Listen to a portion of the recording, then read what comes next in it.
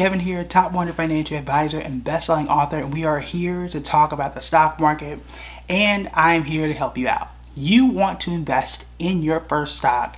You might not know exactly how to do that. You might find a lot of things confusing, a whole bunch of big words, a whole bunch of letters. It can get rough. Okay, I went through it myself 11 years ago and it wasn't fun. So today I'm going to sit down, help you out in figuring out what to invest in, how to invest, and what stocks may or may not make sense for you. So let's start at the very top and we'll work our way down. Number one, you need to figure out what your goals are. As an investor, what is it that you're trying to do? Why are you investing? The reason why I say that's important is because that why is going to tell you what accounts make sense, what investments make sense, and which ones do not. So if you tell me that you are interested in long-term wealth building, you're interested in generational wealth, then that's going to narrow you down to three options. That is your 401k, that is going to be your traditional IRA, and your Roth IRA. These are all retirement-based accounts that all have tax benefits. They all have different rules. I've done videos on those, so make sure you go back and check each of those videos out to understand the similarities and differences. But if you're looking for long-term wealth, again, 401k is your first place to go. If you just got a job and they give you 401k, put money in that thing now. How much money? 10 to 15%. I'm sorry, 10 to 15. 12 to 15% is what you want to put in there. If you got more, go ahead and put in more. If they offer you a match, perfect, do it. If they don't offer you a match, perfect, do it. Doesn't matter. You put money in your 401k. Then you have the traditional IRA and the Roth IRA. Again, I'll say that for a separate video that we've talked about before, so feel free to go back and check those out. But long-term wealth building, those are the accounts that you want to go to. Now, because we're focused on the goal and that why, that's going to push you and answer some other questions for you. Because your next question is, if you're trying to buy a stock, what app should you open? Right now, as of this recording, it's only places like Fidelity, only places like a Charles Schwab or even a Vanguard. Those are the only places where you can open some of, they're not the only ones in the world, but those are some of the most popular and only places that you can open those types of retirement accounts. And when I say that, I'm talking about traditional IRA and the Roth IRA. A 401k is only offered through your job unless you yourself have a business that you can open up your own 401k, which can be expensive, but that's a topic for another day. So those are the only accounts you can open on your own, because individual retirement account, that's what IRA stands for. So long-term wealth building, you got those three accounts. You got a 9 to 5, that's going to add that 401k in there, and those are going to be your most popular, most powerful vehicles for long-term wealth building.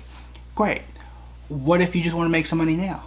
What if you just, hey, I just want to invest, understand it more, I want to test things out, I want to buy some stocks now, sell some, go on vacation, enjoy my life, do whatever it is you want to do.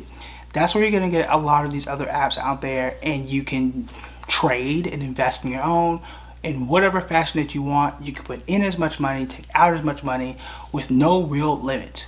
That's what a lot of people are investing in as well. Now, I'm biased. I'm going to tell you now, my favorite is Public. Others choose Robinhood. Others choose Ally Investing, Webull, the list goes on. But if you are new and you're looking to learn more about the market, really understand it, my option is going to be Public. One, you can click the link below and follow me, get a free share. But most importantly, they have a community where you can follow, listen, learn, and see what other people are investing in. People ask me all the time, what stocks do you like? I don't know, check my profile. These are the stocks I got money in. It's pretty much that simple. And every day I'm sharing tips about what I like, what I don't like, what I'm doing. You see when I buy stuff, you see when I sell stuff. It's all transparent, it's all there. But those are the first things is, what are your goals? And then from those goals, what accounts do you need to open? What apps do you need to use? Personally, I use several apps, but I do several apps to help y'all decide what apps to use. But primarily for the stuff for my kids, for the stuff for my retirement, all my retirement long-term wealth money, that's at Fidelity, and I've got a huge chunk at Public as well, and that's the money I use to do whatever it is I want to do with it. So it's just investing there, it's growing there. If I need it for something, I can sell if I want to and take it out and use it for something when and if I need it. Those are your first places. The second thing you want to do, once you've decided what your goals are, is figure out what you want to invest in. Here are a few tips. Number one, don't invest in anything you don't understand. If you have not heard of the company and you don't know what they do, you either A, need to learn more about it, or B, avoid it. Period. Just because you might have heard it on Twitter or Facebook group or whatever social media app that people are using, do not, I repeat, do not just jump into it because you saw somebody talk about it. That includes me. I always tell you what I like about it. I tell you more about the company, and then you make your own decision, which includes researching more about it. The reason why you never want to do that is because you may not know what the other person's intentions are. They could have got in cheap and trying to get everybody to buy that stock so they can hop out of it. That's called pump and dump. You don't want to be the first person to fall for that, and there are millions and millions of people who do every single year. The next part is you may not understand the company and you may not know when to sell and when things may not be going well in the near future because you didn't understand it, you hopped into it, everybody else knows what's going on, they leave, and you're stuck holding the bag, which again, you don't want to do if you don't understand the company.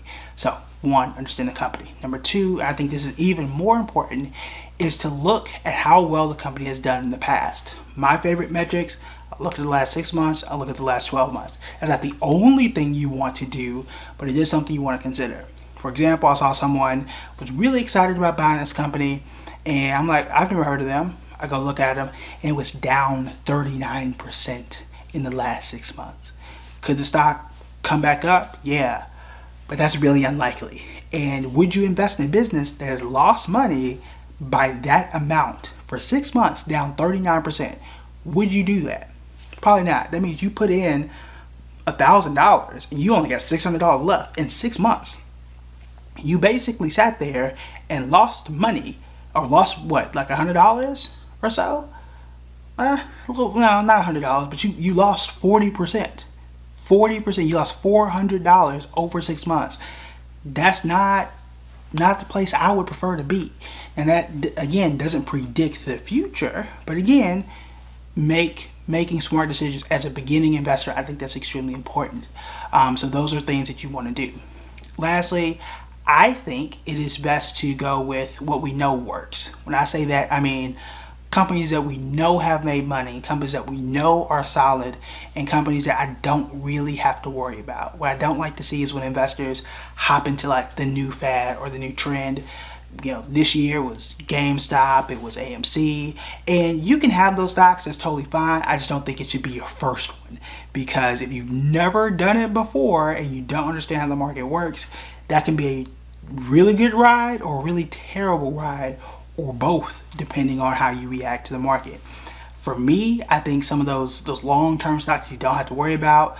I've done videos on these before, but maybe it's an Apple. Apple's not going anywhere. Maybe it's a Amazon right now this year is kind of but Amazon, it's not going anywhere. Google's been one of my favorites. Companies that, hey, look, like they're not going broke. You understand it. You probably use it, and you don't have to wake up and feel like it's gone broke or that you've lost 40 or 50%, which has happened with GameStop this year and which was happened with AMC. Now, again, you can invest in that if you want, but if you are new and you're trying to pick your first stock, come on now. I'm trying to help you out, right? You might want to avoid those things. So those are some of the things you want to consider when you're picking the first stock. Now, I did an entire video on my research process. So if you say, okay, I want to research, I want to understand more about the company, I've gone through an entire 3-step process. It's really simple for you to pull off, to even as a beginner, how to research, how to really understand the company and make better decisions. So I've got that covered already. You can search it on the channel. I will try and link that below, and that's all you need. That's all you need. Understand what your goals are, decide what account, what app you want to use. Then you want to decide and understand what company you want to invest in, and then you're going to let things play out. I'll also tell you that investing is not some overnight thing. And I don't know where you got that from, but that's not the place you want to be. That can get you into a place where you're trying to make desperate moves. You're trying to make $1 out of nothing. I've seen a lot of investors trying to invest in penny stocks. These are really, really, really cheap shady stocks and companies, I don't think that should be your first investment either. Sometimes you can make a lot of money. Most times you won't. Okay, so go with what we know works. Go with those solid names. Hold those long term, and you're going to start to see those returns as you grow. As you grow in your experience and you learn more about the market, you can do some of those riskier fringe things, and that's totally okay if it is in your risk tolerance. If you feel that and you can do it without ruining your entire portfolio, which some people have managed to do. But they're using more experience, right? They have that bank, they have those core stocks that hold them down if their speculative trades don't work. So that is my advice. If you are new, you're investing for the first time, you're trying to pick your first stock, make sure that you check out all the links in the bio in terms of what other investments may work. I've done a video on some of like the top 5 stocks for beginning investors. I've done videos on the research that you need to do to invest in these stocks, so make sure you check those out. All right, that is it for me. I'll talk to you guys later. Bye.